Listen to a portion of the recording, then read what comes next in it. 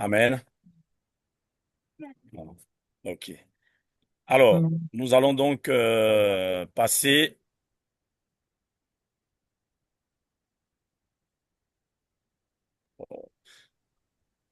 Vous m'entendez? Oui, Oui, Vous oui, oui, pasteur, m'entendez? très bien, ouais. On oui, t'entend OK. très très bien. bien. Donc, Amen. nous allons Oui, on passer t'entend. donc. Amen. Nous allons donc passer Amen. à la prédication de la parole de Dieu.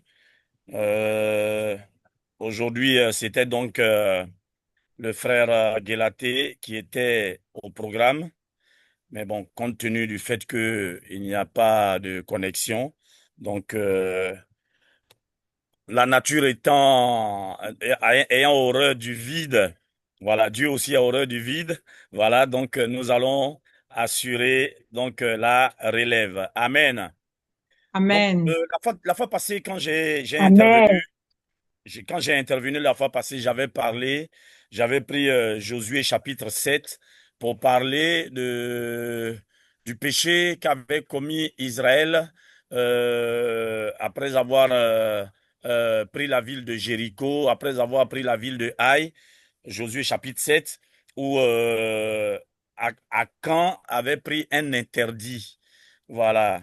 Et à cause de cet interdit-là, le peuple d'Israël a été battu par un tout petit peuple. Voilà. Et c'est quoi l'interdit? L'interdit, en fait, c'est le péché. C'est le péché. Et donc, à travers ce texte-là, on a vu la gravité du péché. On a vu la gravité du péché parce que nous, les chrétiens d'aujourd'hui, on a tendance, il faut le dire, à minimiser le péché. On a tendance à minimiser la gravité, je dirais même l'extrême gravité du péché. Et aujourd'hui, je vais encore enfoncer le clou. On va encore parler du péché. On va encore parler du péché. On va voir encore à quel point le péché peut vraiment, euh, même pas peu, à quel point le péché nous éloigne de Dieu. Parce que c'est le péché, en fait, est une offense à Dieu. Le péché est une offense à Dieu. Et nous allons voir un texte à partir duquel nous allons comprendre l'extrême gravité du péché. Nous allons voir encore d'autres dégâts que peut faire le péché par rapport à Dieu. Amen. Et donc, nous allons prendre l'Ancien Testament. Nous allons prendre l'Ancien Testament. Aujourd'hui, je vais demander à un frère de lire. Voilà, on est aux hommes aujourd'hui. Voilà, je vais demander à un frère de lire. Je vais demander au frère Stéphane. Frère Stéphane, Oui, pasteur. voilà, ça se passe entre nous hommes aujourd'hui. Voilà, donc on va prendre juste un tout petit bout de phrase dans un verset biblique. Un tout petit bout de phrase et nous allons l'analyser. Nous allons analyser à quel point le péché est gravissime, mes frères, mes sœurs. Nous sommes dans les derniers temps. Nous sommes dans les derniers temps. Nous vivons la fin des temps. Il est capital pour nous qui annonçons la parole de Dieu. Il est urgent, il est capital d'attirer l'attention des chrétiens sur la gravité du péché. Il est clair que le péché nous entraîne en enfer. Ça, il n'y a rien y a rien à dire. C'est clair, c'est net, c'est précis. Mais pourquoi est-ce que le péché nous entraîne en enfer? Vous allez voir ce que c'est que le péché par rapport à notre Dieu. 1 Samuel chapitre 2. 1 Samuel chapitre 2, le verset 30b. On va lire tout le verset, mais c'est surtout la fin du verset qui nous interpelle. 1 Samuel chapitre 2, le verset 30.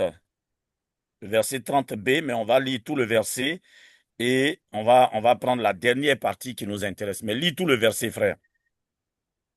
C'est pourquoi voici ce que dit l'Éternel, le Dieu Mhm, d'Israël.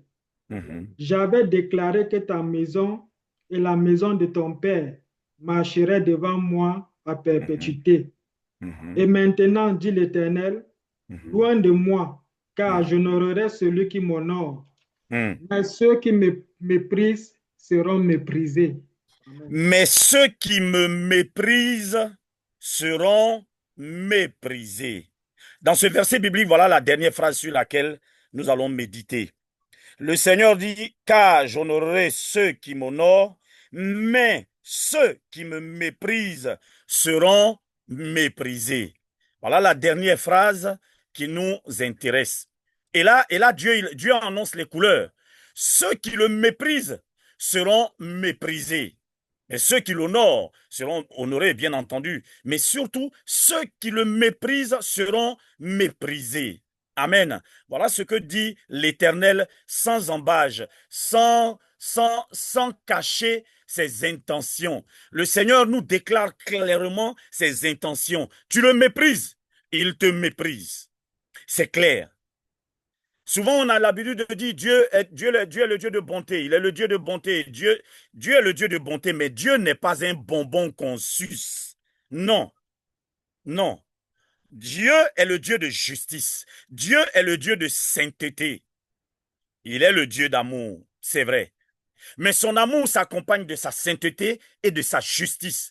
Il y a la nature de Dieu, les traits de caractère de la nature de Dieu sont indivisibles, sont inséparables. Dieu est amour et son amour s'accompagne de sa sainteté et de sa justice. Dieu est amour, il n'est pas amour à part, il n'est pas saint à part, il n'est pas juste à part. Le tout se confond.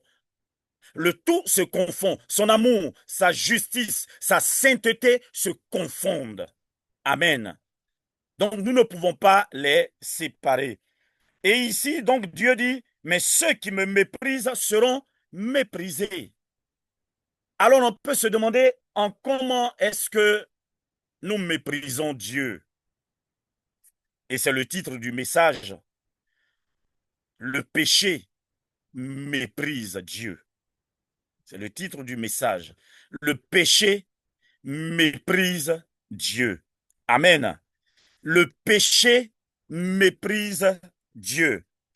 Alors, frères et sœurs, nous allons aller, si nous prenons le 1 Samuel 2, verset 30, bien entendu, si nous prenons notre dictionnaire et nous voyons le sens du mot mépriser, mépriser quelqu'un ou bien mépriser quelque chose. Alors, mépriser quelqu'un, par exemple, c'est considérer la personne comme sans intérêt. Suivez bien. Suivez bien ce que c'est que le mépris. Mépriser donc quelqu'un, c'est considérer cette personne-là comme sans intérêt. C'est considérer cette personne-là comme sans valeur. C'est considérer que cette personne ne mérite aucune attention, aucune considération. Je reprends le sens du mot mépriser, pour qu'on comprenne bien à quel point le péché méprise véritablement Dieu, à quel point le péché est un mépris de la personne du Dieu vivant, du seul Elohim d'Israël, comme aime à le dire notre frère Olivier. Mépriser quelqu'un, donc, c'est considérer la personne comme sans intérêt. C'est considérer la personne comme sans valeur. C'est considérer la personne comme ne méritant aucune attention, ne méritant aucune considération. Voilà ce que c'est que le mot mépriser. Alors donc, si tu méprises Dieu, cela veut dire que tu considères Dieu comme sans intérêt. Dieu n'a aucun intérêt pour toi. Il n'y a aucun intérêt pour toi d'avoir du respect pour lui. Si tu méprises donc Dieu, cela veut dire que Dieu ne représente aucune valeur. Il n'a aucune valeur devant toi. Si tu méprises donc Dieu, cela veut dire que Dieu pour toi ne mérite d'avoir aucune attention de ta part, aucune considération de ta part. Voilà ce que c'est que le mot mépris. Nous n'avons aucune considération donc pour Dieu. Nous n'avons aucune considération comment on appelle, pour sa personne, nous n'avons, pour nous, il n'a aucune valeur. Pour nous, Dieu n'est pas notre centre d'intérêt. Nous n'avons aucun intérêt en lui. Il est sans valeur pour celui qui le méprise. Voilà ce que veut dire le mot mépriser. Et c'est pourquoi Dieu dit, si tu le méprises, lui, Dieu, alors il est obligé aussi de te mépriser, malgré qu'il est le Dieu d'amour, mais il est aussi obligé de te mépriser. Alors, nous allons étudier certains aspects dans lesquels le péché est un mépris pour Dieu. Premièrement, frères et sœurs, et je voudrais qu'on me suive attentivement, s'il vous plaît, parce que nous sommes obligés de dire la vérité. Je pense que nous sommes arrivés à une période où nous sommes obligés de dire la vérité aux chrétiens. Nous sommes obligés de dire la vérité aux chrétiens. Paul pouvait dire à Timothée, veille sur toi-même et sur ton enseignement. Amen. L'enseignement que nous donnons au jour d'aujourd'hui, nous devons dire la vérité et nous devons attirer l'attention du peuple de Dieu sur l'extrême gravité du péché. Premièrement, le péché est un mépris de l'amour de Dieu. Le péché est un mépris de l'amour que Dieu a exprimé pour nous à la croix de Golgotha. Quand je pêche, si je prends le sens du mot mépriser, quand je pêche donc, cela veut dire que je n'ai aucune considération de l'amour que Dieu a manifesté en donnant son Fils à la croix. Quand je pêche, cela veut dire que le sacrifice de Jésus à la croix n'a aucun intérêt pour moi, n'a aucune valeur pour moi. Quand je pêche, cela veut dire que je n'accorde aucune attention à l'amour que Dieu a exprimé pour moi à la croix de Golgotha. Je n'accorde aucune considération à l'amour que Dieu a exprimé pour moi à la croix de Golgotha. Jean 3, 16. Frère, tu peux lire s'il te plaît. Jean 3, 16. Ce fameux verset que nous tous nous connaissons.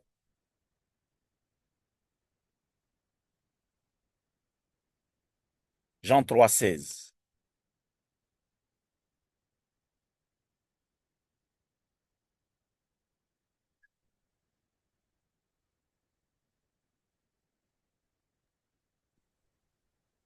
Son micro est fermé, hein? Son micro est fermé? Mm.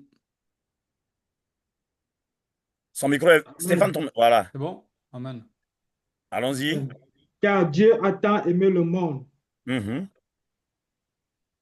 qu'il a donné son Fils unique afin que mhm, quiconque croit en lui ne périsse point, mais mhm. qu'il ait la vie éternelle. Amen. Regardez ce que la phrase dit. Dieu a tant aimé le temps. Pas le temps T-E-M-P-S, pas le temps temporel. Mais Dieu a tant, ce temps-là exprime, ce n'est pas,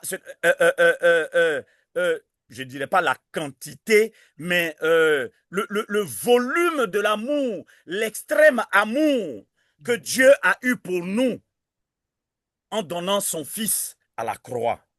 L'extrême amour, l'amour incomparable, l'amour inquantifiable que Dieu a eu pour nous en donnant son Fils à la croix de Golgotha. Et quand nous péchons donc, parce que Christ est venu pourquoi? Christ a donné sa vie à la croix pourquoi? Pour le pardon de nos péchés, pour nous sauver de nos péchés, pour nous sauver de l'enfer dans lequel nous étions destinés. Christ a donné sa vie à la croix pour le pardon de nos péchés. À la croix, il a pris sur lui tout le poids de nos péchés, à telle enseigne que Dieu s'est détourné de lui quand Christ a crié « mon Dieu, pourquoi m'as-tu abandonné ?» Dieu, dans sa sainteté, était obligé de détourner son visage de son Fils qu'il a tant aimé, parce que son Fils avait pris sur lui toute l'ignominie du monde.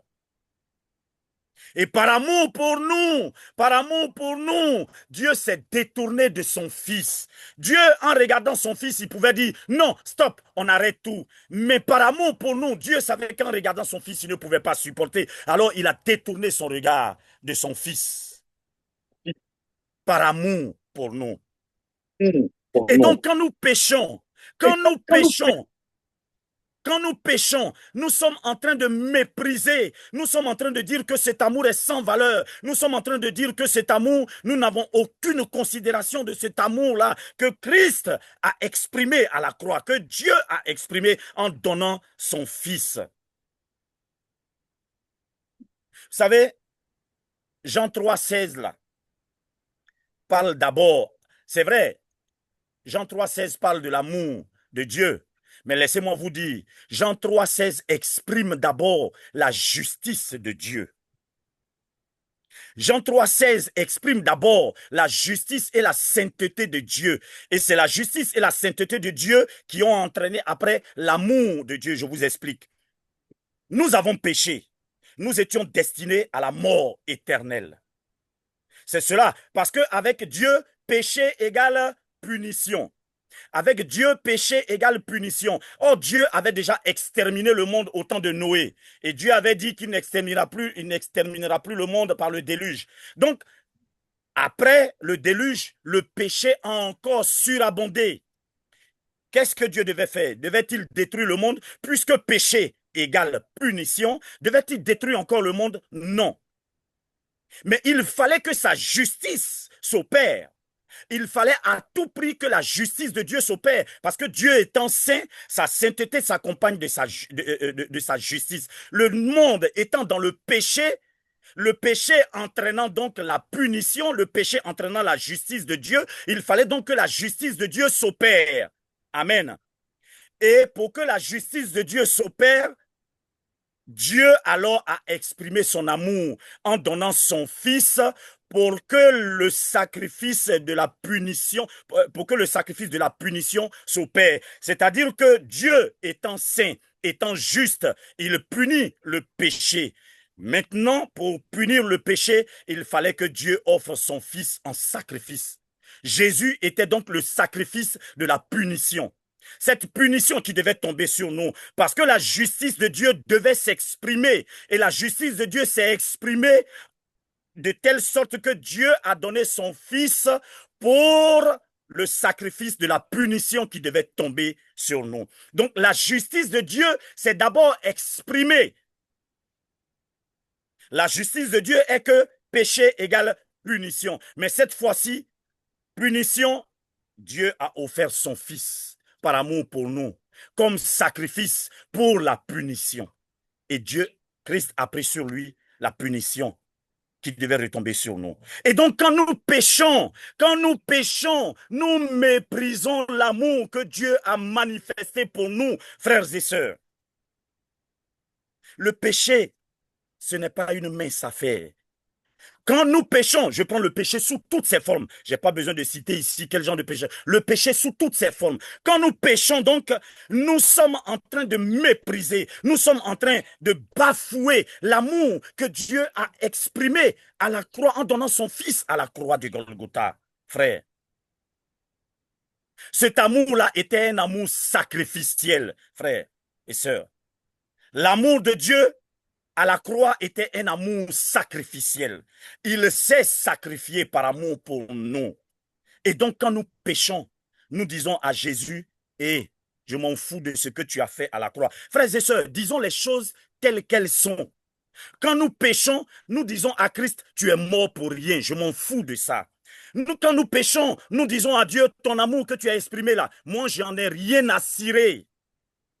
C'est cela, le mépris qu'entraîne le péché. Deuxièmement, nous allons aller vite. Deuxièmement, le péché est un mépris de la gloire de Dieu. Frères et sœurs, le péché est un mépris de la gloire de Dieu. Amen. Dans Psaume 29, on va prendre le Psaume 29, du verset 1 au verset 2. Le Psaume 29. du verset 1 au verset 2. Donc, un, le péché est un mépris de l'amour de Dieu pour nous. Deuxièmement, le péché est un mépris de la gloire de Dieu. Psaume chapitre 29, le verset 1 à 2. On peut y aller rapidement. Mhm. Fils de Dieu, rendez à Fils de l'Éternel, Dieu. rendez à l'Éternel gloire et honneur. Mhm. Rendez à l'Éternel gloire pour son nom. Amen. Amen. Prosternez-vous devant l'Éternel avec des ornements sacrés. Oui. Amen. Gloire à Amen. Dieu. Fils de Dieu. Fils de Dieu.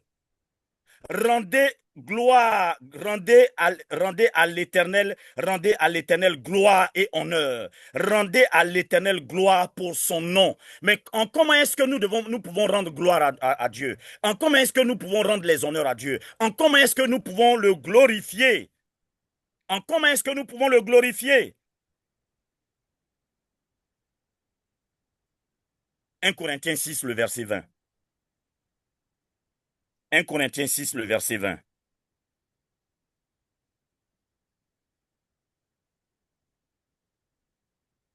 Un Corinthiens 6, le verset 20.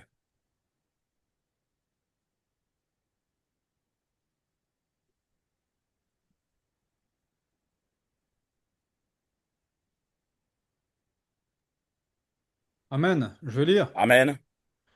Car vous avez été rachetés à un grand prix. Oui. Glorifiez donc Dieu dans votre corps et dans votre Mhm, esprit qui mhm. appartiennent à Dieu. Amen. Le psaume qu'on vient de lire, le psaume 29, verset 1 à 2, nous dit, Fils de Dieu, rendez à l'Éternel gloire et honneur, rendez à l'Éternel gloire pour son nom. Et dans le Nouveau Testament, la parole de Dieu nous montre comment nous devons glorifier Dieu. Vous avez été rachetés à un grand prix. Nous allons revenir après sur cette première phrase. Glorifiez donc Dieu. Glorifiez donc Dieu dans votre corps et dans votre esprit qui appartiennent à Dieu. Vous voyez le mot car et le mot donc. Parce que, car vous avez été rachetés à un grand prix. Parce que nous avons été rachetés à un grand prix, la conséquence est que donc, nous devons glorifier Dieu dans notre corps et dans notre esprit qui appartiennent à Dieu. Quand nous péchons, nous méprisons la gloire de Dieu. Notre corps, notre âme, notre esprit, tout notre être entier doit glorifier Dieu. C'est-à-dire que notre vie d'obéissance à Dieu, c'est notre vie d'obéissance à Dieu qui glorifie le nom de Dieu. C'est notre vie d'obéissance à Dieu, c'est notre vie de sanctification, notre vie de sainteté qui glorifie le nom de Dieu. Cela va sans dire que quand nous péchons, nous méprisons donc la gloire de Dieu. Or, la gloire de Dieu s'éclate dans la vie du chrétien à travers notre vie d'obéissance, à travers notre vie de sanctification. Donc, notre vie de désobéissance méprise donc la gloire de Dieu dans notre vie. Matthieu 5, 16 va plus loin. Je vais lire rapidement. Matthieu chapitre 5, le verset 16 va plus loin. Que votre lumière luise ainsi devant les hommes, afin qu'ils voient vos bonnes œuvres et qu'ils glorifient votre Père qui est dans les cieux. Amen. Ici, comment est-ce que Comment est-ce que nous pouvons glorifier Dieu? Comment est-ce que, comment on appelle, notre vie peut glorifier Dieu? La parole de Dieu dit que votre lumière luise ainsi devant les hommes afin qu'ils voient vos bonnes œuvres. Ce sont nos bonnes œuvres qui vont emmener les autres à glorifier Dieu. C'est notre vie d'obéissance, notre vie de sainteté, notre vie de sanctification qui va donc permettre aux autres de glorifier Dieu. 1 Pierre chapitre 2, le verset 12. Quelqu'un peut lire ça? 1 Pierre chapitre 2, le verset 12. 1 Pierre Ah, chapitre 2, le verset verset 12. 12. Amen. Je lis la parole. Amen. Ayez au milieu de vous des païens une bonne Mhm, conduite, afin mhm, que, là mhm, même où ils vous calomnient, comme si vous mhm. étiez des malfaiteurs, Il Mhm. remarque vos bonnes œuvres et glorifie Dieu au Amen. jour où il les visitera. Amen. Amen. Amen. Comment est-ce que le nom de Dieu peut être glorifié ici? C'est assez clair, la parole de Dieu est claire. Ayez au milieu des païens. Là, la parole de Dieu s'adresse à nous les chrétiens. Dieu nous dit, nous les chrétiens, ayons au milieu des païens une bonne conduite, afin qu'ils remarquent nos bonnes œuvres et que le nom de Dieu soit glorifié. Donc c'est nos bonnes œuvres, notre bonne conduite. Sous-entendu, notre vie de sainteté, notre vie d'obéissance à Dieu qui va glorifier le nom de Dieu. C'est notre vie de sainteté qui va glorifier le nom de Dieu. Frère, sœur, tu peux venir déposer toute ta richesse. Tu peux donner toute ta richesse à Dieu. C'est bien. Nous devons glorifier, nous devons honorer le nom de Dieu avec nos biens, c'est vrai. Mais tu peux venir déposer tous tes biens devant l'Éternel des armées et puis mener une vie de désordre, une vie de désobéissance. Le nom de Dieu ne sera jamais glorifié.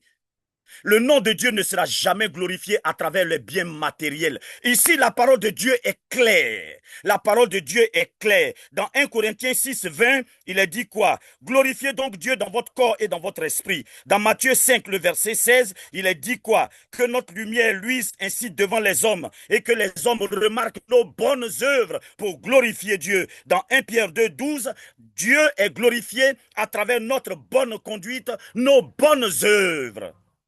Amen. C'est notre bonne conduite, nos bonnes œuvres qui glorifient le nom de Dieu. Je prends un exemple, mes frères et mes sœurs. Je prends un exemple. Je suis un père. Je prends mon frère Fred. Fred est un père de famille. Alors, son enfant travaille. Son enfant est multimilliardaire. Et son enfant, je te le souhaite, hein, Fred, hein, entre guillemets. Voilà. Amen. Je suis bien comme ça, mon Son frère. enfant est multimilliardaire, un multimilliardaire dans le Seigneur, bien entendu. Alors, son enfant est multimilliardaire et chaque fin du mois, le frère Fred reçoit de la part de son enfant, en tout cas, une enveloppe assez conséquente. Ah, les gens autour de Fred vont dire, ah ben ouais, bon, c'est vraiment, c'est bien, tout et tout, il honore son Dieu, il honore son Père, tout et tout. Mais Fred entend après, et ça je ne te le souhaite pas, Fred, Fred entend après que son enfant, son enfant était quelqu'un qui détournait l'argent de sa société. Et puis on dit, le fils de Frédéric, le fils de Frédéric a détourné de l'argent. Mais malgré que Frédéric, son fils, vient lui donner des milliards, mais quand on dit le fils de Frédéric a détourné des milliards, est-ce que dans ce cas, le nom de Frédéric est honoré ou déshonoré? Est-ce que le nom de Frédéric est déshonoré ou bien honoré? Est-ce que le nom de Frédéric est glorifié ou pas? Malgré que le fils de Frédéric vient lui donner tous les milliards, mais où est-ce qu'il les enlève? Où est-ce qu'il les enlève? Et plus tard, quand on dit le fils d'un tel a un mauvais comportement, le fils d'un tel couche avec toutes les femmes, et tout, et tout, et tout, mais cela déshonore le nom du Père. Cela déshonore le nom du Père, cela déshonore le nom de la mère. Malgré que ce fils-là vient donner tous les milliards à son père et à sa mère. Donc ce ne sont pas les biens matériels qu'il va venir déverser devant son père et sa mère. Ce n'est pas ça qui va honorer le nom du père et de la mère. Même s'il ne donne rien à Frédéric et à sa maman, mais quand Frédéric entend que oui, ton fils, ta fille, vraiment il a une bonne conduite, vraiment il travaille très bien à l'école, vraiment il respecte les gens, c'est là que le nom du frère Frédéric sera honoré. Donc c'est notre conduite, c'est notre conduite, c'est nos bonnes œuvres qui glorifient le nom de Dieu. C'est notre vie de sanctification qui glorifie le nom de Dieu. A contrario, le péché déshonore Dieu. Le péché est un mépris de la gloire de Dieu. Mes frères, mes sœurs, le péché méprise la gloire de Dieu. Alors, le péché méprise l'amour que Dieu a pour nous. Le péché méprise la gloire de Dieu, ça fait déjà deux. Troisièmement, le péché est un mépris de la sainteté de Dieu. Ah, le péché est un mépris de la sainteté de Dieu. 1 Pierre 1, le verset 16. 1 Pierre 1, le verset 16. Amen. 1 Pierre chapitre 1, le verset 16. Amen. Je lis la Mhm. parole. Selon qu'il est Oui. écrit, vous serez saints, Mhm. car je suis Mhm. saint. Vous serez saints, car je suis saint. Et là, c'est notre Dieu, notre Seigneur et Sauveur, Jésus-Christ de Nazareth himself qui parle. Il dit, vous serez saints, car je suis saint. C'est une ordonnance que Dieu nous adresse. Vous serez saints, car je suis saint. Et je lis ça dans 1 Corinthiens 6, 19a, la parole de Dieu dit quoi? Ne savez-vous pas que votre corps est le temple du Saint-Esprit. Saint-Esprit? Comment on appelle l'Esprit de Dieu? Le Saint-Esprit. Notre corps est le temple du Saint-Esprit. Le Saint-Esprit, l'Esprit de Dieu qui est saint, habite en nous. Alors comment peut-on faire habiter le péché en nous? Là où le Saint-Esprit vit, comment est-ce que notre corps peut abriter alors le péché? Notre corps, qui est le temple du Saint-Esprit, comment notre corps peut abriter le péché? En abritant le péché, nous sommes en train de mépriser l'Esprit de Dieu qui est saint. Nous sommes donc en train de mépriser la sainteté de Dieu. Le péché est un mépris de la sainteté de Dieu. Quand nous péchons, nous faisons habiter le péché en nous. Nous sommes en train de dire, oui, toi Saint-Esprit, toi qui habites en moi, je m'en fous de toi. J'en ai rien à cirer. Que tu vives en moi ou pas, je fais ma vie comme je veux. Je mène ma vie comme je veux. Le péché nous entraîne dans quoi? À dire que le Saint-Esprit qui est en nous, nous n'avons aucune considération pour le Saint-Esprit. Quand nous péchons, nous, chrétiens, en qui le Saint-Esprit habite, quand nous péchons, nous sommes en train de dire que nous n'avons aucune considération pour le Saint-Esprit, que le Saint-Esprit n'a aucun intérêt, aucune valeur à nos yeux et que nous ne lui accordons aucune considération puisque le Saint-Esprit qui nous enseigne à vivre dans la sanctification, malgré que le Saint-Esprit en nous, nous décidons de vivre dans le péché, nous décidons de vivre comme nous voulons. Cela veut dire donc que nous méprisons la présence du Saint-Esprit en nous. Le péché est donc un mépris de la sainteté de Dieu. Le péché est un mépris de la sainteté de Dieu. Notre corps est le temple du Saint-Esprit. Alors comment le temple du Saint-Esprit peut être un temple de mensonge? Comment le temple du Saint-Esprit peut être un temple d'impudicité, d'adultère?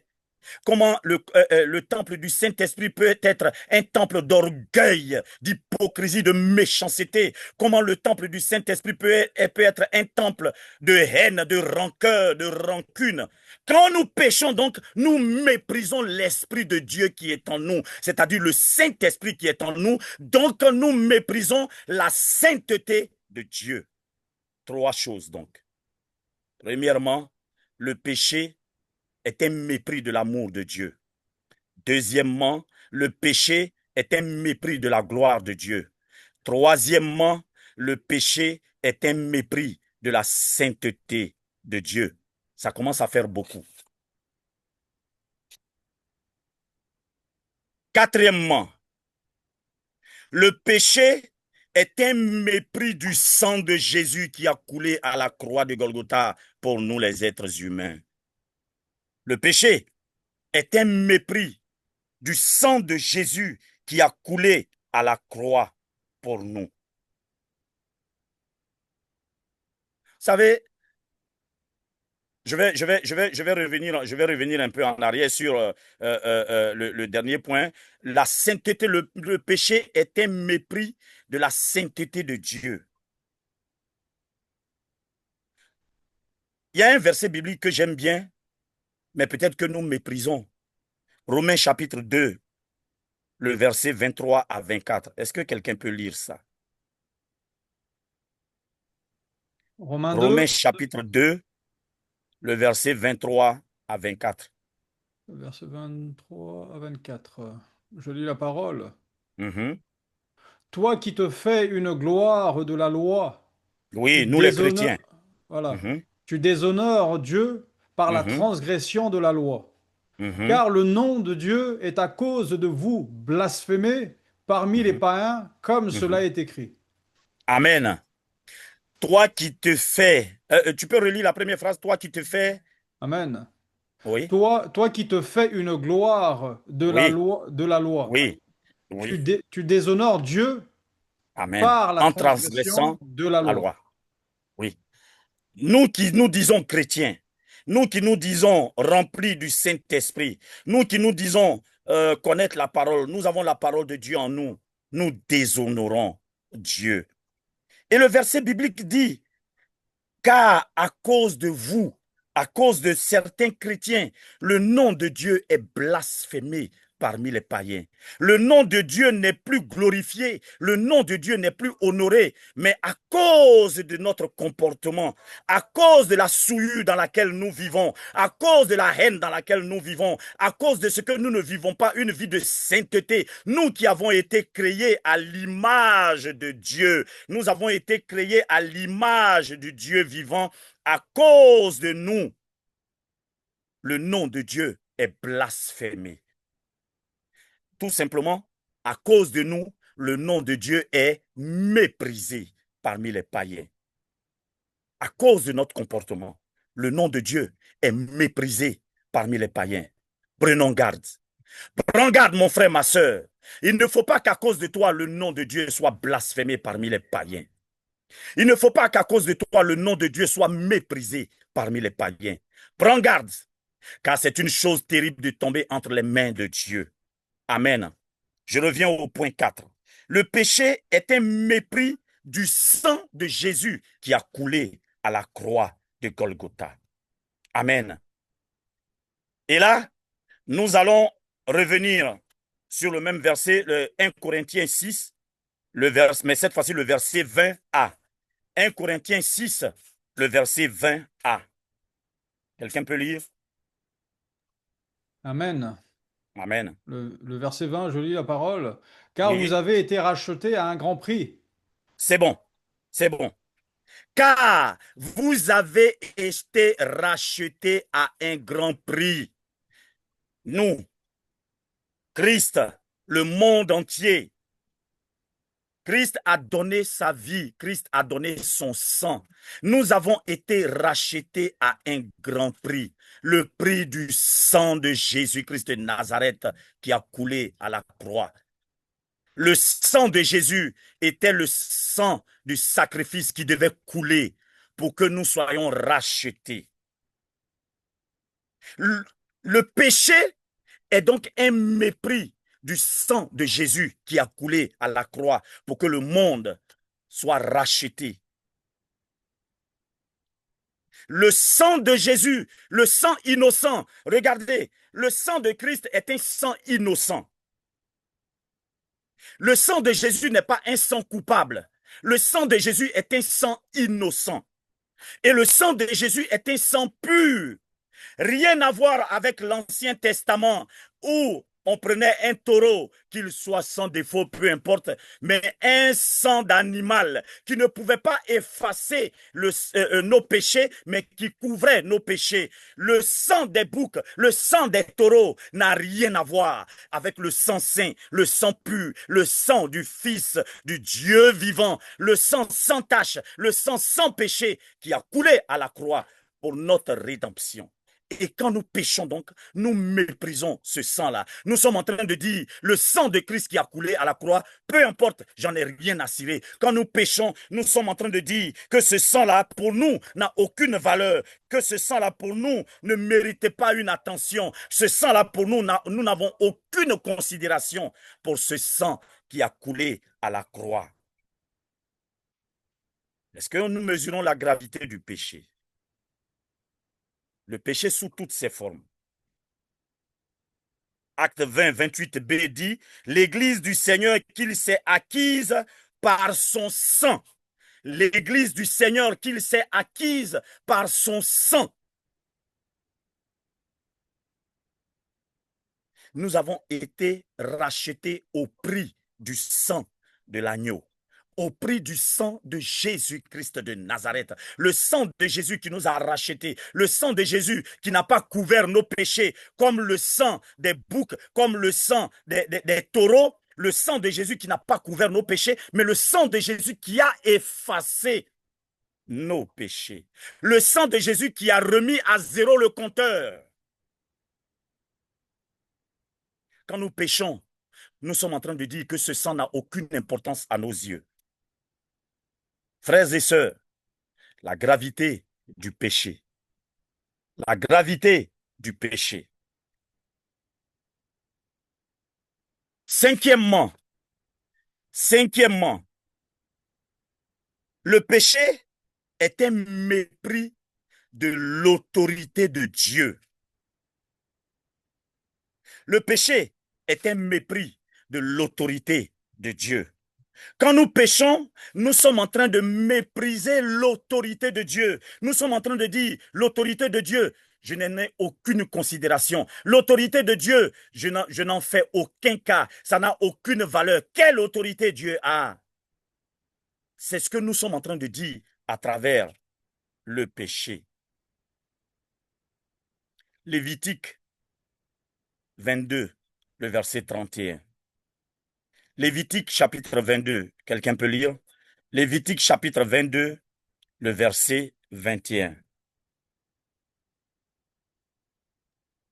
Amen. Hmm. Je lis la parole. Si un homme offre à l'Éternel du gros ou du menu bétail en sacrifice d'action de Non, grâce. Lévitique 22. Ouais, je suis à 22 là. Lévitique 22. Chapitre 22, verset 31. Ah, verset 31, pardon. Oui. Alors, verset 31, je lis, Mhm. vous observerez mes commandements et vous les mettez en pratique. Vous les mettrez en pratique. Je suis l'Éternel. Amen. Vous observerez mes commandements et vous les mettrez en pratique. Et regardez cette dernière phrase, je suis l'Éternel. Je ne sais pas si cette dernière phrase vous dit quelque chose. Quand Dieu finit de donner ses commandements, comment on appelle ses ordonnances, quand il finit de donner ses ordres, parce que là, ce sont des ordres. Il dit, vous observerez mes commandements et vous les mettrez en pratique. Et à la fin, il dit, je suis l'Éternel. Ça veut dire quoi? C'est moi le big boss. C'est moi le big boss. C'est moi l'autorité des autorités. C'est moi le patron des patrons. Et ce que je dis est un ordre. Ce que je dis, c'est un impératif. Ce que je dis doit être exécuté. C'est pour cela quand Dieu finit de parler, il dit « Je suis l'Éternel ». On pouvait dire, pour paraphraser, peut-être Dieu a tapé sa poitrine et dit, c'est moi l'Éternel qui vous parle. Moi, le big boss. Moi, l'autorité des autorités. Moi, le patron des patrons. Et donc Dieu dit, vous observerez mes commandements. Ce que Dieu nous donne ici, ce sont des commandements. Et qui est habilité à donner des commandements? C'est une autorité qui est habilitée à commander, n'est-ce pas? C'est une autorité qui est habilitée à donner des commandements. Un soldat de rang, il reçoit des commandements de la part de son chef hiérarchique. Ce n'est pas celui qui est en dessous du général, ce n'est pas le colonel, ce n'est pas le capitaine qui va donner des ordres au chef d'état-major, le commandant. Non, c'est le chef d'état-major qui donne des commandements à ses subalternes. Et donc, c'est une autorité qui donne des commandements. Et ici, Dieu nous donne donc des commandements. Sa parole, ce sont des commandements. Ce ne sont pas des choses à observer ou à ne pas observer. Ce sont des commandements. La parole de Dieu qui nous amène à respecter, ce sont des commandements. Donc, c'est l'autorité qui donne des commandements. Et donc, quand nous ne respectons pas sa parole, nous sommes en train de bafouer donc son autorité.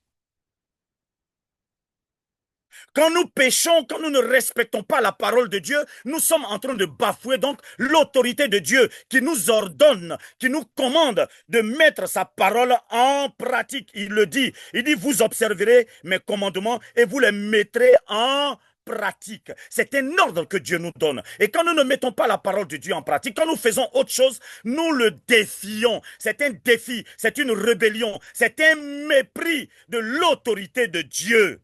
on devient donc des rebelles à l'ordre que Dieu a donné. Le péché, c'est une rébellion, mes frères. Appelons un chat, un chien, un chien. Le péché, c'est une rébellion envers Dieu. Comme Satan s'est rebellé dans les cieux avec des anges, un tiers des anges, c'est comme ça que Dieu considère le péché. C'est une rébellion vis-à-vis de lui. C'est un mépris vis-à-vis de lui. C'est pour ça qu'il dit, tu le méprises, lui aussi il te méprise.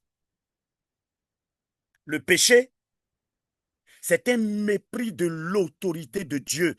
Quand nous péchons, nous disons à Dieu, tes commandements là, tu sais où je me les mets? Ça, c'est l'expression des Français, ça. Le frère Frédéric en sait quelque chose. Voilà. Tes commandements, tu sais où je les mets, moi? Voilà. Ils s'en foutent. Cela veut dire, je m'en fous de tes commandements. Oui, tu as commandé, mais c'est moi qui décide de ce que je dois faire, moi. Tu as dit, mais moi je dis. Voilà. Tu as dit, mais moi je fais autre chose. Tu as donné des ordres, mais moi, tes ordres, je n'en ai rien à cirer. Permettez l'expression. Je n'en ai rien à foutre. Mes frères, mes soeurs, c'est ce que ça veut dire le péché. C'est ce que ça veut dire le péché. Le péché, c'est désobéir. C'est ça la désobéissance. Désobéir à l'autorité divine, l'autorité de Dieu, l'autorité sacrée de Dieu. Et il y en a un qui a voulu désobéir. Il y en a un qui a désobéi, pas qui a voulu, qui a désobéi dans les cieux. Et nous savons ce qui l'attend au jour d'aujourd'hui. Nous savons ce qui l'attend. Et ceux qui vont se joindre à lui pour désobéir à l'autorité à Dieu, ils seront ensemble dans le feu de la géhenne. Ils seront les compagnons de Satan, les voisins très proches de Satan. Le péché, mes frères, mes sœurs, c'est un mépris de l'autorité de Dieu. Un dernier point, il y en a plusieurs, mais un dernier point. Le péché est un mépris de la souveraineté de Dieu dans notre vie. Le péché est un mépris de la souveraineté de Dieu dans notre vie. Amen. 1 Corinthiens 6, 19b. 1 Corinthiens 6, 19b. Est-ce qu'on peut lire? Amen. 1 Corinthiens 6, verset 1 19. Corinthiens 6, 19b. Amen. Mhm, Je lis la parole. Fils mhm. de Merari, Meshli et Mushi, ce sont là les familles de Non, Lévi. 1 Corinthiens 6. 1 Corinthiens, Ah, pardon. 1 Nouveau Corinthiens. Testament. Oui, 1 1 Corinthiens chapitre 6, 1 verset Corinthiens 19b. 6, verset 19. Super. Je lis la parole. Amen. Ne Mhm, savez-vous pas que mhm, notre corps est le temple du Saint-Esprit qui est en mhm, vous, mhm, que vous avez reçu de Dieu mhm. et que vous ne vous appartenez point à vous-même? Merci pour cette dernière phrase. Merci. Et que vous ne vous appartenez point à vous-même. Et que vous ne vous appartenez point à vous-même. Nous ne nous appartenons point à nous-mêmes. Une fois que le Saint-Esprit vient habiter en nous, nous ne nous appartenons plus à nous-mêmes. Nous sommes la propriété privée du Dieu vivant, puisqu'il a mis en nous son Esprit Saint. Du moment où le Saint-Esprit vient habiter en toi, en moi, nous ne nous appartenons plus à nous-mêmes. Ça veut dire quoi? Dieu est souverain dans notre vie. Dieu fait désormais ce qu'il veut de notre vie. Le dernier mot en ce qui concerne notre vie revient donc à Dieu. Dieu est le maître donc de notre vie. Dieu est donc souverain dans notre vie, puisqu'il habite en nous. Son Esprit Saint habite en nous. Et que vous ne vous appartenez point à vous-même. Son Esprit Saint habitant en nous, et que nous ne nous appartenons plus à nous-mêmes, nous n'avons plus le droit de faire ce que nous voulons. Nous n'avons plus le droit de vivre comme nous voulons. Nous devons vivre selon le Saint-Esprit. Nous devons nous laisser conduire par le Saint-Esprit. Amen. La Bible dit, ceux qui sont conduits par le Saint-Esprit sont fils de Dieu. du moment où le Saint-Esprit vit en nous, nous ne nous appartenons plus à nous-mêmes. Non, nous ne sommes plus souverains de notre vie. Amen. Nous ne sommes plus souverains de notre vie. La souveraineté de notre vie est dans les mains de Dieu. Dieu devient donc le souverain de notre vie. Dieu devient donc l'alpha et l'oméga de notre vie. Le dernier mot, la dernière décision, la dernière parole de Dieu concernant notre vie appartient à Dieu. Ce n'est plus nous qui décidons pour nous. Et quand nous péchons, nous remettons en cause la souveraineté de Dieu dans notre vie. Quand nous péchons, nous méprisons la souveraineté de Dieu dans notre vie. Nous sommes en train de dire à Dieu, je fais ce que je veux. Ce n'est pas toi qui décides dans ma vie. Ce n'est pas toi qui décides dans ma vie. C'est moi, Guégué Pierre, qui décide dans ma vie. Le péché est un mépris de la souveraineté de Dieu. Dieu dit, il rabaisse, il relève, il fait mourir, il fait vivre. On va même lire le verset. On va revenir dans l'Ancien Testament. On est actuellement dans 1 Samuel chapitre 2. Donc, on vient au verset 6. 1 Samuel chapitre 2, le verset 6. 1 Samuel chapitre 2, le verset 6. Amen. Oh, amen. L'Éternel fait mourir et il fait vivre. Oui. Il fait descendre au séjour des morts et il en fait remonter. Et le verset 7 aussi. L'Éternel appauvrit et il enrichit. Il abaisse et il élève. Amen. Donc l'Éternel fait ce qu'il veut dans notre vie. L'Éternel des armées fait ce qu'il veut dans notre vie. C'est pour ça qu'on a lu le verset biblique tout à l'heure, Lévitique 22, verset 31, où il a dit, vous observerez mes commandements et vous les mettrez en pratique. Et à la fin, il dit, je suis l'Éternel, le big boss, c'est moi. Je fais mourir, je fais vivre, je rabaisse, je relève. Amen. Je fais descendre dans le séjour des morts et j'en fais remonter. Dieu est le souverain dans notre vie. Et donc, quand nous péchons, nous remettons en cause cette souveraineté de Dieu dans notre vie. Frères et sœurs, analysez ces 6 points-là que nous venons de, ces 6 points que nous venons de voir. Le péché est un mépris de l'amour de Dieu. Le péché est un mépris de la gloire de Dieu. Troisièmement, le péché est un mépris de la sainteté de Dieu. Quatrièmement, le péché est un mépris du sang de l'agneau qui a coulé à la croix pour nous. Cinquièmement, le péché est un mépris de l'autorité de Dieu. Et sixièmement, le péché est un mépris de la souveraineté de Dieu. Bon, mon frère, ma soeur, si tu méprises tous ces points, comment est-ce que Dieu peut te relever? Comment est-ce que Dieu peut lui t'honorer? Parce qu'il a dit dans le verset 30, il honore ceux qui l'honorent.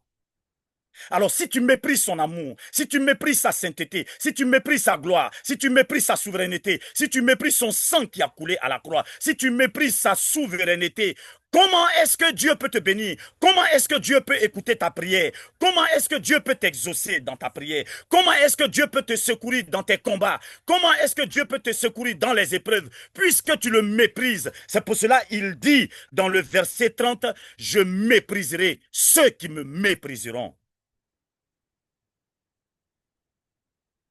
Si Dieu te méprise, cela veut dire quoi? Ta prière, basta, ça n'arrive nulle part. Si Dieu te méprise, ça veut dire que tu peux crier au secours, il ne te secourra jamais. Si Dieu te méprise, c'est-à-dire tes besoins, tu peux dire à Dieu. Si Dieu te méprise, ça veut dire que tu es à la merci des sorciers. Si Dieu te méprise, ça veut dire que tu es à la sortie de toutes les petites maladies, de tous les petits démons. Si Dieu te méprise, c'est-à-dire que les sorciers de ton village peuvent venir s'amuser avec ta vie comme ils veulent. Mais parce que toi, tu l'as méprisé, alors lui, il te méprise. Frères et sœurs, le péché est un mépris de Dieu. Le péché est un mépris de Dieu. Ne minimisons pas le péché. Il n'y a pas de petits mensonges. Il n'y a pas de petits mensonges. Il n'y a pas de petites rancœurs, de petites rancunes. Il n'y a pas de petit vol. Il n'y a pas à dire que je vais commettre l'impudicité, après je vais demander pardon à Dieu. Dieu ne me voit pas. Dieu est le Dieu d'amour. Pardon, mes frères et sœurs ne me voient pas, mais Dieu est le Dieu d'amour. Il n'y a pas ça. L'orgueil, c'est un mépris de Dieu. Le mensonge, c'est un mépris de Dieu. L'impudicité, l'adultère, c'est un mépris de Dieu. La haine, le manque de pardon, c'est un mépris de Dieu. Les retours à l'envoyeur, c'est un mépris de Dieu. Je vais vous dire une chose, le retour à l'envoyeur, ce sont des gens qui expriment leur haine. Les retours à l'envoyeur. Ce sont des gens qui manquent d'amour, qui ne savent pas pardonner. C'est eux qui font le retour à l'envoyeur. Ce n'est pas une prière qui est inspirée de Dieu. C'est une prière haineuse, le retour à l'envoyeur. Oui, c'est quand tu n'aimes pas que tu fais retour à l'envoyeur. Excusez-moi de le dire. C'est un péché. Il n'y a pas de petit péché, mes frères et mes sœurs. Nous sommes arrivés à la fin des temps. Ne méprisons pas Dieu, sinon Dieu nous méprise. Tu le rejettes, il te rejette. Si tu l'abandonnes, lui aussi il t'abandonne. C'est clair. Vous savez, Dieu, l'amour de Dieu, Dieu ne force pas l'amour. Dieu ne force pas l'amour. C'est lui, il a exprimé son amour infini à la croix. Maintenant, si tu veux rentrer dans cet amour-là, gloire à Dieu. Si tu ne veux pas rentrer dans cet amour-là, lui ne force pas. Lui ne force pas. Il a déjà fait ce qu'il doit faire. Maintenant, la balle est dans ton camp. Si tu veux rentrer dans son amour, il n'y a pas de problème. Si tu veux le rejeter, il n'y a pas de problème. Il ne te force pas. Il ne te force pas. Si tu veux être ami avec lui, gloire à Dieu. Si tu veux être ennemi à Dieu, il ne te force. Il n'y a pas de problème. Vis ta vie comme tu veux. Comme tu veux. Mais sache que tu le méprises, il te méprise. Cette histoire de nous sommes dans le temps de la grâce, on a vu dans Tite, dans le livre de Tite, la grâce exige la vie de sanctification. La grâce ne nous autorise pas à mépriser Dieu. La grâce, bien au contraire, nous amène, nous donne le devoir d'honorer Dieu à travers notre vie de sanctification. Alors, frères et sœurs, il est temps de mettre un frein au péché. Il est temps de comprendre la gravité, l'extrême gravité du péché que nous commettons chaque jour. Le péché que nous caressons, le péché que nous chérissons. Il est temps de comprendre la gravité du péché. La Bible dit, ni les efféminés, ni les adultères, ni les impudiques, ni les voleurs, ni les menteurs. C'est-à-dire que si tu es dans l'une de ces choses-là, c'est pas que c'est quand tu es dans toutes ces choses-là que tu ne vas pas rentrer dans le royaume des cieux. Hein. C'est quand tu es dans l'une de ces choses-là. Si tu n'étais pas repenti, si la trompette a sonné et que le Seigneur Jésus t'a trouvé dans l'une de ces choses-là, ou bien si tu as quitté cette terre en étant dans l'une de ces choses-là sans t'être repenti, mon ami, tu auras méprisé Dieu et tu iras en enfer. Tu iras en enfer. Méfions-nous, frères et sœurs. C'est le moment de nous repentir véritablement. Et c'est le moment d'abandonner le péché. Parce que c'est ça la repentance. La véritable repentance, reconnaître notre état de pécheur, comment on appelle, confesser cet état de pécheur et abandonner le péché. C'est ça, faire un virage à 360 degrés. Le péché, comment on appelle, se repentir, se convertir, ou bien se repentir, c'est je suis sur un chemin et je rebrousse carrément chemin. Je fais demi-tour à ce chemin. C'est cela, se repentir. C'est cela, se convertir. Je suis sur un chemin, je rebrousse carrément chemin. C'est cela, se convertir. C'est cela, abandonner le péché. Ce n'est pas, je continue le chemin, mais je ralentis. Non. Ce n'est pas, je tourne à droite ou bien je tourne à gauche. Non. Se repentir, c'est faire demi-tour. Demi-tour. C'est cela, la repentance. Alors, frères et sœurs, Que le nom du Seigneur soit glorifié. J'en ai terminé. Amen. Amen. Amen. Amen. Nous allons donc prier. Nous allons prier. Je vais demander à chacun d'entre nous de prendre vraiment un bon petit moment, 2-3 minutes pour nous repentir véritablement. Pour nous repentir véritablement. Parce que moi-même qui viens de prêcher ce message s'adresse à moi d'abord. Et je le dis toujours, à l'école pastorale, c'est ce qu'on m'a appris. Quand tu prêches un message, ce message-là doit te concerner en premier lieu. Ce message s'adresse à moi d'abord. Je vais me repentir. Nous allons nous repentir sincèrement. Nous avons méprisé Dieu.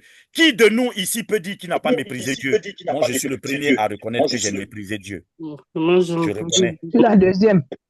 Tous ces 6 points que je viens de citer, je me retrouve dans ces 6 points. Et je le dis en toute honnêteté. Et je vais demander pardon à Dieu. Frères et sœurs, prions le Seigneur. Demandons sincèrement pardon à Dieu. Repentons-nous sincèrement. Prions le Seigneur. Ouvrons nos micros et prions le Seigneur. Repentons-nous sincèrement. Alléluia. Mon Dieu, mon Papa, Seigneur Jésus, merci encore. Mon Seigneur Jésus, Merci encore, Papa, ta pour ton grande amour.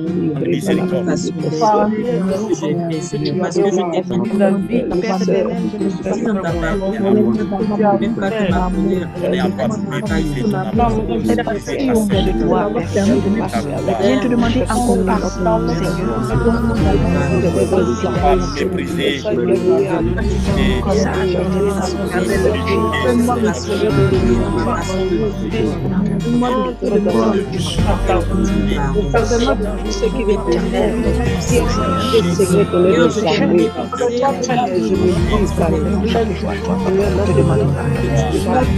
Moi, Seigneur, de moi.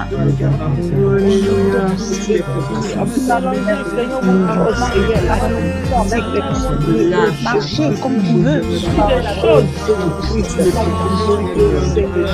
J'ai besoin de toi.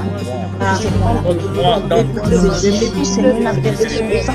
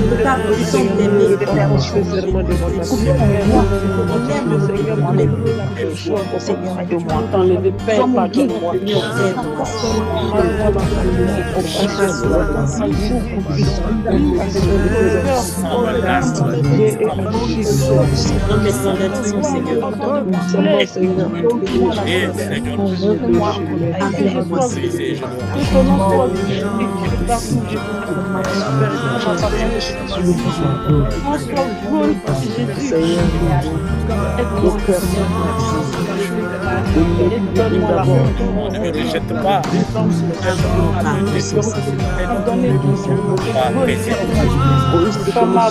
Apaiser envers nous, oh Dieu.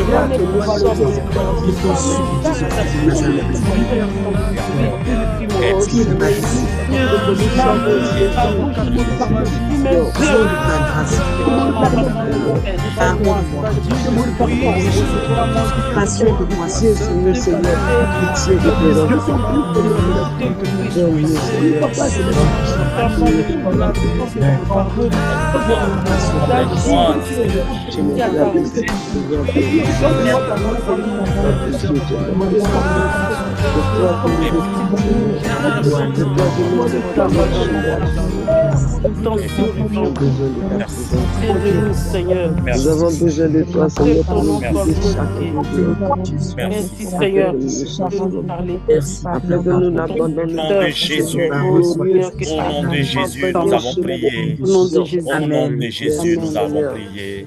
Alléluia. Amen. Amen. Amen. Alléluia. Amen. Amen. Amen. Amen. Amen. Est-ce qu'on peut Merci, acclamer le Jésus. Seigneur Amen, Jésus amen, pour amen, sa Alléluia. parole? Alléluia, Est-ce qu'on peut Alléluia, acclamer le Alléluia, Seigneur Jésus? Alléluia. Merci, Alléluia. roi des rois. Gloire à amen. Dieu. Gloire à Dieu. Merci Seigneur. Je vais donc passer la parole à la dirigeante pour le mot de la fin. Voilà. Amen. Oui. Amen. Amen. Abondamment béni, mon frère Djedje. Amen. Vraiment, ce message vient encore nous rebooster. Voilà. Vient encore nous encourager parce que nous devons à tout moment revisiter notre manière de marcher avec le Seigneur. Vraiment, que le Seigneur te bénisse et que le Seigneur continue de t'inspirer encore pour Amen. nous édifier. Alléluia. À travers sa parole. Donc, je vais encore relire ce verset, ce dernier verset où j'avais lu même tout à l'heure à la prière. C'est 1 Jean 2, le verset 6. C'est le dernier verset que j'avais lu. Celui qui dit qu'il demeure en lui doit marcher aussi comme il a marché lui-même. Amen. Donc, demeurons bénis et très bonne semaine à tous. Marchons comme le Seigneur a marché dans la crainte et dans l'obéissance. Alléluia. Amen. Amen. Amen. Gloire à Dieu. Gloire à Dieu. Amen. Bénis, frères et sœurs. Mon frère, donc, Djedje, tu nous recommandes vraiment tous les mains du Seigneur. Amen. Voilà. Toi-même qui nous as donné cette... donc, recommande-nous. Amen. N'oublions donc pas, avant la prière, n'oublions donc pas que dimanche prochain, c'est le dernier dimanche. Et donc, nous avons notre Sainte Seine à prendre. Donc, apprêtons-nous pour la Sainte Seine. Et bien avant ça, le samedi prochain, c'est le dernier samedi. Nous avons donc jeûne et prière. Et donc, la cellule communication va donc nous communiquer en semaine les horaires pour le jeûne et prière. Amen. Gloire à Dieu. Donc, je vais donc prier pour la fin. Père éternel, nous te disons merci, merci pour ce merveilleux moment que nous avons passé avec toi. Merci parce que tu nous as conduits, merci parce que tu nous as assistés. Merci Seigneur Jésus pour nos frères et sœurs qui étaient là. Merci pour nos frères et sœurs qui n'ont pas pu être là. Tu les soutiens, tu les fortifies. Merci Seigneur Jésus-Christ de Nazareth pour tous les responsables et dirigeants de EVB. Merci pour tous les membres de EVB. Merci de ce que, Seigneur Jésus, tu nous gardes dans le creux de tes mains. La semaine qui commence, tu veilles sur tous les membres de EVB, ceux qui sont inscrits régulièrement, même ceux qui ne sont pas inscrits, mais qui nous écoutent. Tu veilles sur nous, tu nous gardes dans le creux de tes mains et que tous les plans du diable contre nous en cette semaine soient détruits au nom de Jésus. Tout ce que Satan et sa cohorte de démons ont préparé contre nous en cette semaine, que tout cela soit anéanti au nom de Jésus-Christ de Nazareth. Les anges, Père, campent autour de nous et que tout ce que nous allons entreprendre en cette semaine, que nous ayons la victoire au nom de Jésus-Christ de Nazareth. Seigneur Jésus, daigne ajouter une coudée à notre souffle de vie. Tiens-nous dans le creux de tes mains, garde-nous, fortifie chaque membre et qu'en cette semaine, que chacun de nous, nous marchons dans la sanctification, sans laquelle nul ne peut voir Dieu. Que nous marchions en cette semaine dans l'obéissance à ta parole, Père éternel. Et que ton nom soit glorifié à travers notre conduite. Que ton nom soit glorifié à travers nos bonnes œuvres. Que ton nom soit glorifié à travers notre corps, notre âme, notre esprit. Au nom de Jésus-Christ de Nazareth. Béni sois-tu, Père. Au nom de Jésus, nous avons prié. Amen. Amen. Alléluia. Amen. Seigneur Jésus, Soyez Bonne bénis. semaine à tous et à Bonne toutes. semaine à tous. Bonne semaine à tous. Amen. Bonne semaine à tous. Amen. Amen. Amen. Semaine, Alléluia. bon début de Béni, semaine, soyez Alléluia. bénis. Amen. Amen. Alléluia. Dimanche. Alléluia. Ciao, ciao. Amen. Ciao. Ciao, ciao. Ciao, ciao. Ciao, ciao. Alléluia.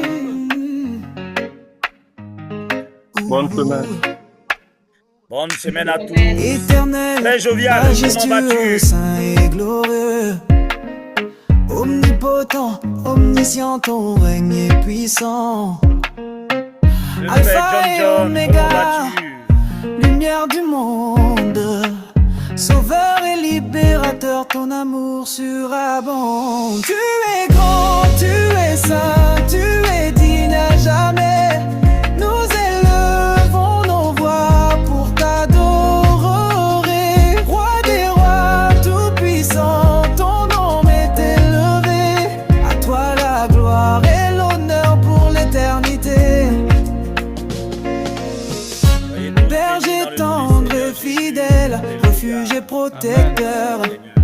Roi des rois, Dieu de justice, tu règnes dans nos cœurs. Dieu d'amour compatissant, païen et miséricorde. Immuable et tout suffisant, ton règne déborde. Tu es grand, tu es saint, tu es digne à jamais. Nous élevons nos voix pour t'adorer. Roi des rois, tout-puissant, ton nom est élevé. À toi la gloire et l'honneur pour l'éternité. Maman El Shaddai, Dieu très haut, Maman Merci, Seigneur bye bye. Emmanuel, tu Bye bye, es bye prince et bye. tu Bonne semaine à guéris. tous. Alléluia. Ton nom est éternel, Ma tu sœur es Jésus, Nadia. oui Jésus, Maman Seigneur des seigneurs. Amen, amen. Mon roi Jésus, oh Jésus, nul n'est comme Merci. tu es grand, tu es saint, tu Bonne es parole. digne à jamais. Nous élevons nos voix pour t'adorer. Roi des rois, tout-puissant, ton nom est élevé. À toi la gloire et l'honneur pour l'éternité. Tu es grand, tu es Allez, saint, ciao, tu ciao. es Fais-nous digne frères à et sœurs, jamais. Nous élevons nos voix Amen. pour t'adorer. Roi des rois, tout-puissant, ton nom est élevé. À toi la gloire et l'honneur pour l'éternité. Oh l'honneur, la gloire pour l'éternité.